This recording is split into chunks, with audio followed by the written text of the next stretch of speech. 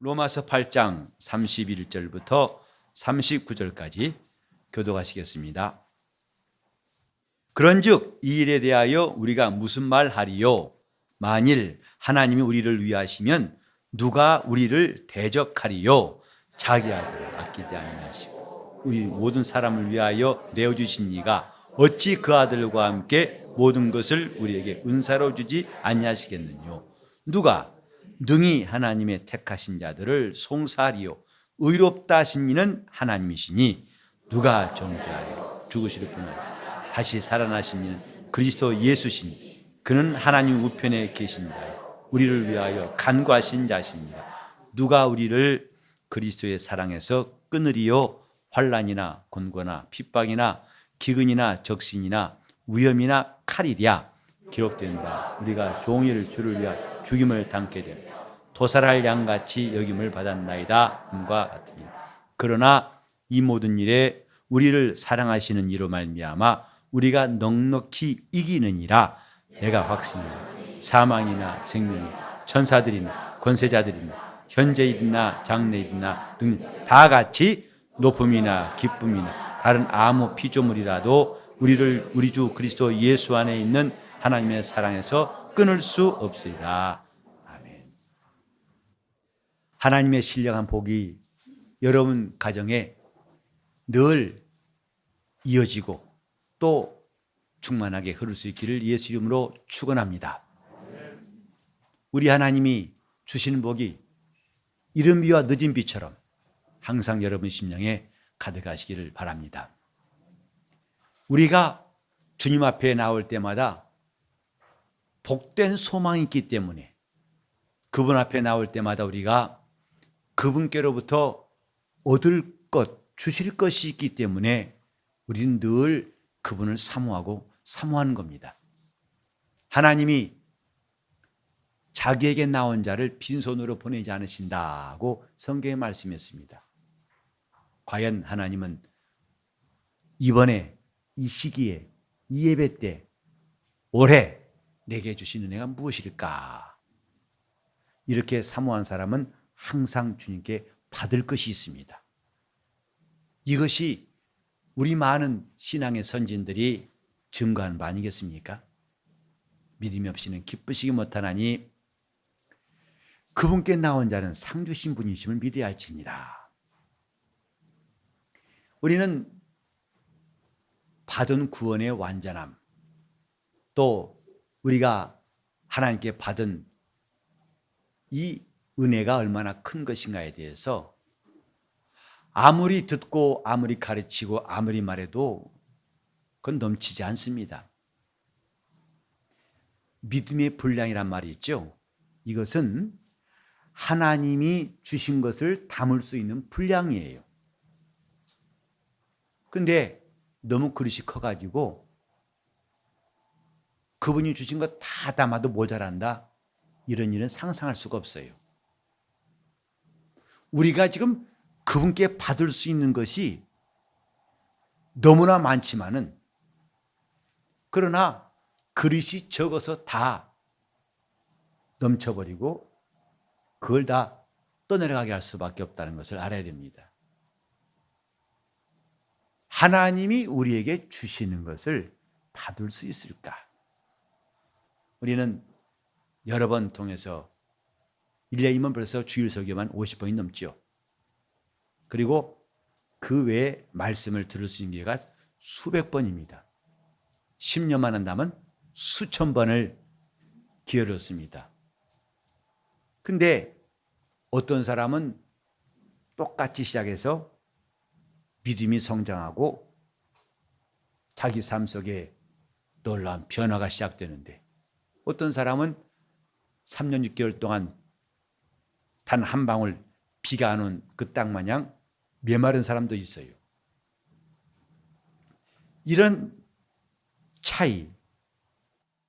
이런 차이가 어디서 올까? 하나님이 누구에게는 은혜 주시고 누구에게는 은혜 주지 않는가? 우리는 확실히 알아야 됩니다. 은혜는 보편적이에요. 동일하다 이 말이죠. 하나님께서 주신 은혜는 차별이 없어요. 우리는 이런 차별 없는 은혜에 대해서 왜 각각 차별이 생길까? 하나님은 차별 없이 대하시는데 왜 차별이 생기는 것일까? 누구는 다름질하고 누구는 걸어가고 누구는 기어가고 누구는 정지하고 있어요. 동일한 은혜를 주신 겁니다. 기어간 사람에게는 은혜를 안 주시고 뛰는 사람에게만 은혜 주신 것이 아니고 하나님은 독생자를 보내셔서 온 세상을 사랑하시고 그들에게 은혜를 베푸셨습니다. 다 같이 합시다. 은혜는 공평하다. 보편적이다. 그 말은 차별이 없다 이 말이에요. 예수의 피의 은혜는 차별이 없어요. 하나님의 사랑은 차별이 없습니다. 그런데 이렇게 차별이 생기는 게 뭐냐면 그릇 차이예요. 작은 그릇은 조금만 담고 나머지는 다 넘쳐버립니다. 큰 그릇은 많이 담을 수 있죠. 오늘 우리는 우리 그릇을 생각하면서 이 말씀을 함께 상고했으면 좋겠어요. 하나님이 누구신가? 자기 아들을 아끼지 아니하시고 내어주신 분이라 했어요. 여기 보면 아끼지 않는다는 말씀이 참 우리의 눈을 멈추게 합니다. 하나님이 누구신가? 아끼지 않으신 분이시다. 이것이 인간과 하나님의 차이점일 거예요. 하나님은 아끼시지 않는 분이지만은 사람들은 아끼는 게 많습니다.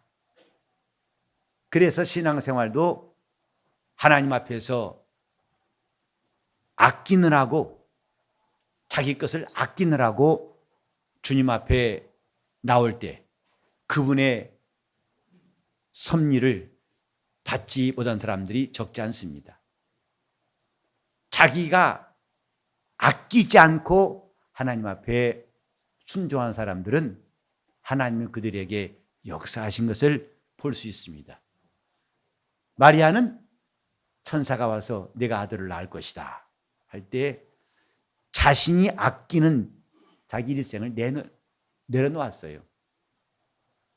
천사 말대로 한다면 자기 인생은 이제 앞이 안 보일 지경입니다. 온갖 의심과 또 사람들의 질시와 조롱과 닥쳐올 고초를 생각하면 끔찍할 지경입니다.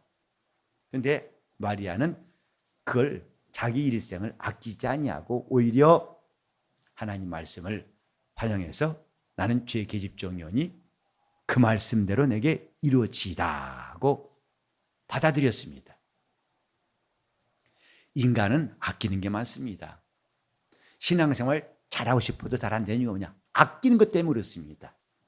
그걸 아끼려고 이런 생각, 저런 논리, 이런 핑계를 대가지고 적당히 감추지만 사실 그 본질을 속을 딱 꺼내보면 아끼는 것입니다. 우리 언제 이렇게 합시다. 전도하러 갑시다. 봉사합시다. 우리 기도회가 있습니다. 성경 통독이 있습니다. 나오시죠. 그때 여러분이 하나님 앞에서 아끼는 것이 없다면 항상 순종할 거예요.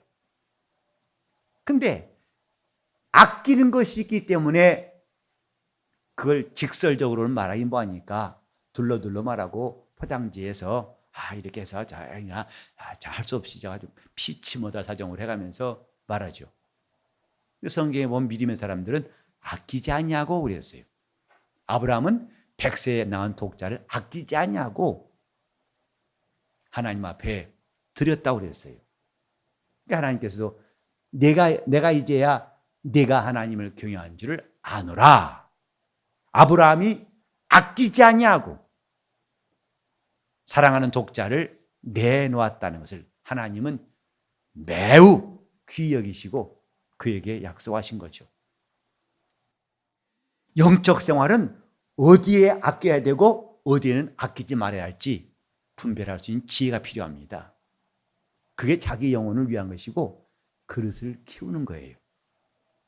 누구나 다 큰 그릇 되기 원할 겁니다. 하나님이 나를 큰 그릇 사용해 주시옵소서. 우리 한번 들어봅시다. 여러분, 하나님 여러분은 큰 그릇으로 쓰시기 원하시면 아멘 해보세요. 조그만 그릇으로, 가능하면 더 작은 그릇으로 사용하시기를 원하신 분은 아멘 해보세요. 아무도 없어요. 근데 그 여부를 자신이 결정하는 거 아십니까? 하나님이 나를 이렇게 큰 그릇으로 써주시고 귀한 그릇으로 써주시기를 원하지만은 그 문을 닫고 여는 것을 자신이 하고 있어요. 하나님이 쓰신 사람 보면 전부 다 누구냐? 아끼지 않은 사람들. 누굴 위해서? 하나님 말씀 앞에, 하나님 뜻 앞에 아끼지 않은 사람들. 그래서 믿음이란 하나님 앞에서 자기를 아끼지 않는 것이라 할 수 있어요. 믿음이 있다. 나는 하나님 앞에 나를 아끼지 않는다. 자기를 아낄수록 주님을 따라오기는 어려워요. 그래서 예수께서도 아무든지 나를 따라오려거든 자기를 부인하고 자기 십자가를 지고 나를 쫓으라. 지금 자기를 부인하라는 말씀은 너를 아끼지 말라는 말씀을 이해할 수 있어요. 자기 십자가를 져라. 곧 너를 아끼지 말아야 한다. 그래야 나를 따라올 수 있다. 그래서 나오미 복음을 위해서 아비나오미나 자식이나 친척이나 전토나 이 형제나 자매나 이걸 다 버리지 않냐면 능히 나의 제자가 되지 못하고 그랬어요. 다른 말로 하면 자기를 아끼지 않아야 나를 따라올 수 있다 이 말이죠. 우린 믿음이 뭔가? 그분 앞에서 나를 아끼지 않는 겁니다. 근데 이런 믿음은 괜히 생기는 게 아니고 먼저 그분이 자기를 아끼지 않으셨기 때문에 생긴 겁니다. 자기 아들을 아끼지 않고 우리에게 내주신 이가 하나님은 이런 분이에요. 자, 하나님은 그러면 자기 아들을 아끼지 않고 우리에게 내주신 분. 하나님은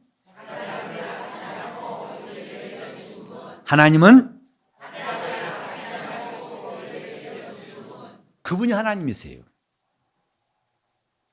우리는 하나님의 사랑 앞에서 항복할 수밖에 없고 우리 입이 다물어지지 않고 우리 눈이 커질 수밖에 없는 게 뭐냐? 그분은 아끼지 않은 분이시다. 요한복음 3장 16절에도 하나님이 세상을 이처럼 사랑하사 독생자를 주셨으니 그가 세상에 독생자를 주신 것, 자기 아들을 아끼지 아니하시고 내어주신 것을 성경은 강조하고 있지 않습니까? 즉 믿음 있는 감가 간단합니다. 주님 앞에서 자기를 아끼지 않은 사람은 틀림없이 믿음 있는 사람이에요. 자, 믿음이란 그러면 하나님 앞에서 나를 아끼지 않는 것 봅시다. 믿음이란 믿음이 뭐예요? 하나님 앞에서 나를 아끼지 않는 것. 근데 그것은 인간으로서는 불가능합니다. 어떤 사람은 그래요. 저 사람 마음 참 착하고요. 욕심도 없고 얼마나 굉장한 사람인지 부처님 가운데 토막 같아요. 그래요. 그런 말 들어보셨어요? 나만 들었나? 나는 그 말의 뜻을 아직도 낱낱이는 몰라요. 대략 그 느낌만 알지. 부처님 가운데 토막 같아요. 저 사람처럼 욕심이 없고 누가 때려도 쫓아가서 두드려 패지도 않고 마음이 착해요. 글쎄요, 그런 사람이 이 세상에 얼마나 있을까? 사람은 누구나 자기를 아끼게 되어 있습니다. 근데 신기하게 은혜 받으면 자기를 아끼지 않게 돼요. 자기 시간도 아끼지 않고 자기 물질도 아끼지 않고 자기 일생을 맡기지 않고 주님께 드리려고 합니다. 왜? 무슨 변화가 있었길래 자기 아들을 아끼지 아니하시고 우리에게 내어주신 것을 그 은혜를 받았기 때문이다 이 말이죠. 어느 누구도 은혜 받지 않고는 자신을 아끼지 않은 사람이 한 사람도 없으면 저를 포함해서 은혜 받아야 하나님 앞에서 자신을 아끼지 않습니다. 지금 우리는 많은 시간들을 예수 믿고 있어요. 은혜 받았다 하기도 하고 성경도 많이 읽고 기도도 많이 합니다. 정작 중요한 것은 내가 지금 그분 앞에서 나를 아끼는 사람, 그건 믿음 없는 사람입니다. 다 헛것이라 이 말이죠. 주님께서 나를 위해 목숨을 버릴 수 있느냐? 그 말은 나를 위해서 너를 아끼지 않을 수 있느냐 이 말이에요. 그 사람에게 주님은 더 많은 것을, 많은 기회를 주시는 거예요. 신앙이란 말을 아무리 예쁘게 멋있게 말해도 본질을 말합시다. 하나님을 향해서 아끼지 않는 사람, 그게 믿음의 사람이에요. 바울은 여기서 자기 아들을 아끼지 않고 내어주신 그분을 소개하고 있어요. 하나님은 그런 분이시다. 누가 이런 경우에 자기 아들을 아끼지 않을 수 있을까? 그러나 아끼지 않은 분이다. 우리는 이런 하나님의 은혜를 좀 받으려고 해야 됩니다.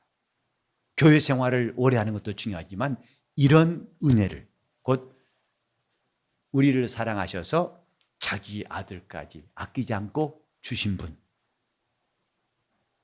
나는 그분을 알고 그분을 만났다. 이 사람이 행복한 사람이에요. 이 사람이 천국에 들어갈 수 있는 사람이에요. 이 사람이 주님과의 만남을 사모하고 사모하는 사람입니다. 지금 나를 아끼는 것 때문에 영적 생활을 못해요. 나를 너무 아껴요. 내 숨을 아끼고 내 목숨이 아까워서 행여나 죽을까 봐, 자기가 죽을까 봐 조심한다고 나중에 죽음이 찾아오지 않나요?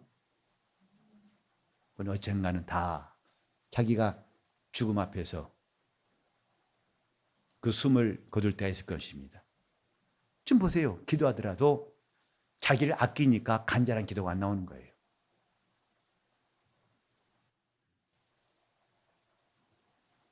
아니, 점수 좀 몇 점 더 준다고 소리를 크게 내고 오래 하라니까 거의 숨 끊어질 듯이 지난번에 한 거 봤어요. 아들 청팀, 홍팀 보니까 거진 정말 잘하면 그 다음에 죽겠더라고요.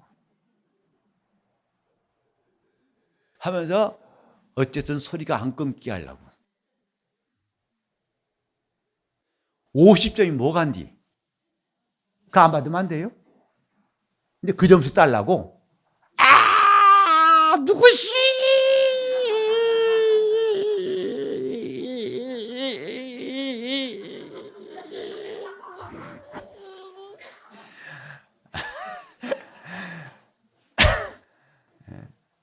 그런 간절함이 우리 영적 생활 됐다면 참 좋겠어요. 우리 기도할 때 주 예수야 하고 부르는 그 기도 소리가 좀 그렇게 간절하다면 우리 영혼에 굉장히 유익할 겁니다. 제가 전에 그 콜롬비아 가서 잠깐, 거기는 TV 틀어놓으면 축구 중계하는 날이 없어요. 항상 축구입니다. 근데 그 아나운서 중계하는 거 보고 제가 완전히 반해버렸잖아요. TV 화면이 나오니까 웬만큼 중요한 것만 코멘트해도 아나운서는 자기 일을 다 할 수 있을 거라 생각하는데요. 우리 옛날에 라디오로만 들었을 때 같이 아나운서 입이 쉬질 않아요.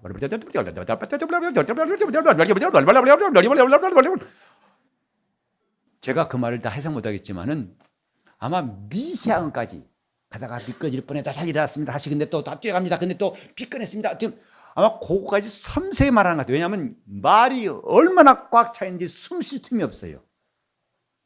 그러다가 골이 들어갔어요. 그러면 슛! 골!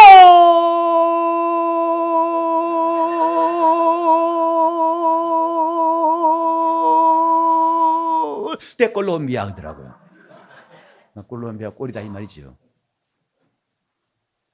저도 한번 따라해 봤는데요. 숨이 어찌나 긴지. 한 골 들어간 겁니다. 근데 그것을 전달하느라고 난 정말 아나운서들은 다 아마 성악과 나와야 할 것 같아요. 호흡이 보통 장난이 아니에요. 근데 그때만 그런 게 아니라 골 들어갈 때마다 그래요. 골! 그럼 나도 이제 다음부터 알아요. 한참 길겠구나. 할 때마다 그러니까. 자, 지금 우리가 예수여, 그분이 우리에게 무엇을 아끼셨는지, 아끼지 않았다는 걸 안다면 우리 기도할 때에도 우리 소리를 아끼지 않을 거예요. 전심으로 기도할 겁니다. 전심으로. 그까짓 거 50점 안 받아도 좋아. 그건 그 남들 하라고 그러고, 나는 전심으로 하나님 앞에 내 숨이 끊어질 지경이 되었을지라도 그분이 내 말을 들으신다는 것을 감사하고 기도할 거예요. 왜 우리는 아끼는 게 이렇게 많은가? 너무나 아끼는 게 많아요. 주님께 드릴 마음이 없어요. 너무 아껴가지고. 주님께 드릴 마음이 없기 때문에 행동도 안 나오는 것이고 말도 안 나오는 것입니다. 주님이 우리에게 하신 일이 뭔가? 자기 아들을 아끼지 아니하시고 내어주십니다. 우리는 그 하나님의 그 사랑을 담을 그릇이 과연 이만한 그릇인지, 이만한지, 함지박만한지, 더 큰 그릇인지 받은 만큼만 아는 겁니다. 아는 만큼만 그분을 의지하는 겁니다. 의지하는 것만큼만 그분을 체험할 수 있어요. 이것은 수학보다 더 정확한 영적인 법칙이에요. 그릇 작은 사람이 과연 하나님의 이 아끼지 않으신 사랑을 얼마나 말할 수 있을까? 그게 바울은 말했어요. 그 사랑의 깊이와 넓이와 부피를 알라고 그랬어요. 오늘 우리는 하나님 앞에서 그분이 누구신가를 좀 더 큰 눈 뜨고 고백했으면 좋겠어요. 하나님 누구신가? 자기 아들을 아끼지 아니하시고 우리 모든 사람을 위해서 내어주신 분이다. 그분을 알 때 우리는 나를 아끼지 않을 수 있습니다. 그리고 이렇게 알았다면 그 다음에 또 중요한 것이 있어요. 이것을 아는 그릇, 이런 하나님의 은혜를 받을 만한 그릇이라면 그 다음에 그가 그 아들과 함께 어찌 모든 것을 우리에게 은사로 주시지 않겠느냐 하는 것입니다. 아끼지 않으신 것도 알았다면 이제 그분이 주실 것에 대한 우리의 믿음이 남아있다 이 말이죠. 우리는 다가오는 11월 19일을 추수감사주일로 지키려고 광고도 했고 각각 준비할 겁니다. 그냥 감사절기, 또 헌금 준비해야겠네. 뭐지 또? 이게 아니라 우린 지금까지 그분이 주신 것에 대한 것도 그냥 대충 할 것이 아니라 제대로 깨닫고 감사하는 것도 중요하고 또 더 중요한 것은 이후에 그분이 주실 것이 얼마나 더 큰지도 헤아릴 필요가 있습니다. 하나님의 살아계심을 믿는다면 우리는 그분이 주시는 것도 믿어야 됩니다. 그분이 갚으시는 것도 믿어야 됩니다. 그분이 여러분을 도우시는 것도 믿어야 됩니다. 그분이 형통케 하심도 인정해야 됩니다. 그건 지금까지 우리가 경험했던 바 한마디로 손바닥만한 구름 본 것을 통해서 알았지 않습니까? 그렇다면 이렇게 자기 아들을 아끼지 않고 내어주신 그분이 이런 분이 알았다면 그가 어찌 아들과 함께 모든 것을 우리에게 은사로 주시지 않겠느냐 했어요. 여기 은사로란 말은 거저란 뜻입니다. 값없이란 뜻입니다. 그분이 주신 것이 아들을 값없이 주신 것뿐만 아니라 이제 이것을 아는 사람에게는 아들과 함께 모든 것을 거저 주시지 않겠느냐. 어찌 주시지 않겠느냐. 어찌 주시지 않겠느냐. 그것은 주시지 않을 것이라는 생각을 할 수가 없는 것은 이미 자기 아들을 내어주심으로 하나님의 증거를 삼으셨지 않느냐. 이건 볼 것 없다. 우리는 그대로 그가 아들과 함께 우리에게 모든 것을 은사로 주실 것을 확신한다. 이 말이에요. 이 짧은 한 절, 32절의 이 한 절 말씀이 우리에게 주시는 메시지가 얼마나 큰가. 하나님은 누구신가? 아끼지 않는 분이시다. 나는 누군가? 너무나 아끼는 게 많은 사람이다. 다른 말로 하면 믿음이 없는 사람이다 이 말이에요. 우리가 잘 들어보세요. 하나님이 자기 아들을 아끼지 않고 주셨을 때 우린 죄인이었나요? 의인이었나요? 의죄인 말고 그가 자기 아들을 아끼지 않고 내어주실 때 그때 우리는 죄인이었나요? 의인이었나요? 우리가 죄인 되었을 때 그분이 로마서 5장 8절에도 바로 하나님이 그 아들을 십자가에 못 박아 죽게 하심으로써 우리에 대한 자기 사랑을 확정하셨느니라. 죄인 되었을 때 하나님이 그 아들을 아끼지 않고 주셨다 이 말. 이제 그를 믿어서 의롭다함 받은 그들에게는 하나님이 더더욱 아끼지 않고 주시지 않겠느냐 이 말이에요. 지금 죄인 되었을 때에도 그가 자기 아들을 아끼지 않고 내주신 이가 이제는 의롭다함 받은 성도들에게는 더 말할 것 없이 아끼지 않고 주시지 않겠느냐 이 말이에요. 이것이 하나님의 약속이고 은혜입니다. 이제 우리는 이 약속 앞에 화답할 때가 왔어요.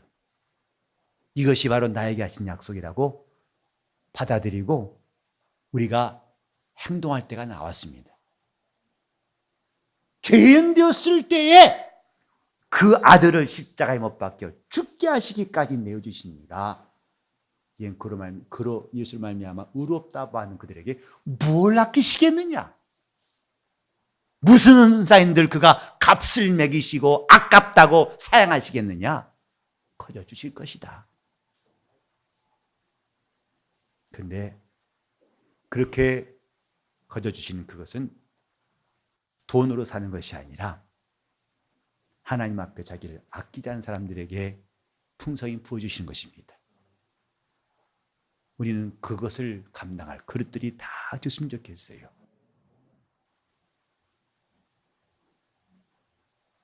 지금 제가 여러분이 전한 말 잘 이해하시겠습니까? 죄인 되었을 때 그가 우리에게 아끼짐 없이 아들을 주셨다면 이제 우리가 하나님의 자녀로 거듭나서 그분께 나아가 구할 때에 그 아들과 함께 어찌 모든 것을 은사로 주시지 않겠느냐 이 말이에요. 주시지 않을 리가 있다 없다? 없다는 거예요. 누구요? 있다는 건 누구요? 갑자기 주시지 않을 리가 있다 없다. 그러니까 이거 다 이해해요. 정신이 몽롱할 때는요. 있다나 없다나 그게 다 사촌 같으니까 괜찮은데 뜻은 영 달라요. 자, 주시지 않을 리가 있다 없다. 그것을 말하는 것이에요. 이것이 우리의 복스러운 확증이다 이 말이죠. 자, 제가 다시 하나님은 그러면 자기 아들을 아끼지 않냐고 우리에게 내어주신 분 계세요. 하나님은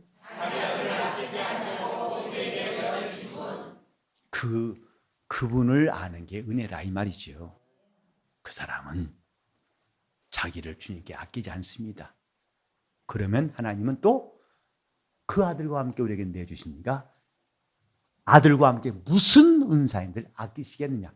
점점 점층법이란 점점 늘어나는 이 32절의 내용이 바로 그 내용입니다. 우리 하나님의 사랑을 다 받을 수 있는 그릇들 되시기를 바랍니다. 조금도 홀로 넘치지 않냐고 다 감당할 수 있도록 나는 주님 앞에 자신을 아끼지 않는 담대한 신앙의 사람 되기를 결심하시면 아멘 하시고, 기도하실 때 주여 이제부터 내가 주 앞에서 나를 아끼지 않는 사람 되겠습니다. 내가 진실로 신앙의 사람 될 수 있도록 통성으로 기도하시겠습니다. 하나님 아버지, 우리의 어둡고 답답하고 또 우둔한 마음을 불쌍히 여겨주셔서 하나님 나라의 눈을 뜨게 도와주시고 하나님을 제대로 알 수 있는 거룩한 영감 있게 도와주시옵소서.